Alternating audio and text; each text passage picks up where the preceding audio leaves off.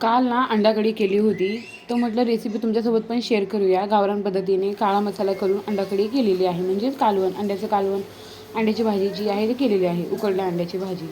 तर चला तर मग रेसिपीला सुरुवात करूया. इथे मी काळा मसाला भाजण्यासाठी कांदा, खोबरं भाजून घेत आहे. सोबतच जी आपली कच्ची चण्याची डाळ असते ती आणि अख्खे धणे हे भाजून घेत आहे. थोडं थोडं भाजायचं, जास्त जळेपर्यंत भाजायचं नाही, तर मग भाजीला कडसरपणा येतो. आणि इथं टोमॅटो, लसूण, अद्रक असं सगळं साहित्य घेतलेलं आहे. आता इथं वाटण्यासाठी मी मिक्सरमध्ये हे सगळं जिन्नस जे आहे ते वाटून घेत आहे. आता आपलं जी काही ग्रेव्ही आहे ती तयार आहे. सोबत अंडे उकडून झाले होते, तर अंडे हे फ्राय करून घेते. असे जर अंडे फ्राय करून घेतले ना, तर अंड्याच्या भाजीचं अजून भारी लागते.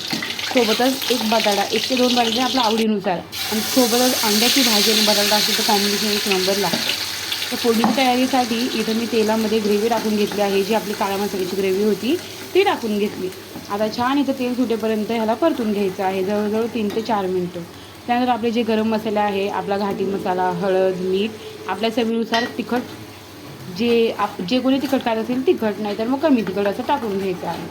छान हे सुद्धा परतून घ्यायचं आहे मस्तपैकी तेलामध्ये. आता बघा ह्याला तेल सुटत चाललेलं आहे, टेक्स्चर पण खूप छान आलेलं आहे.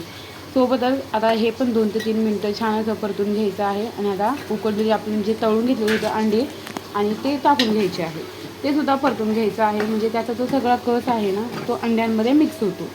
झालं आता आपल्याला किती घट्ट, किती पातळ असं पाणी पाहिजे ते टाकून घ्यायचं आहे. सोबतच कोथिंबीरसुद्धा टाकून घ्यायची आहे. मी कोथिंबीर तुम्ही पाहत असाल, मी आधी टाकून घेते कोथिंबीर, कारण वरून टाकलेली कोथिंबीर एवढी चव देत नाही जेवढी आपण भाजी शिजवताना देतो.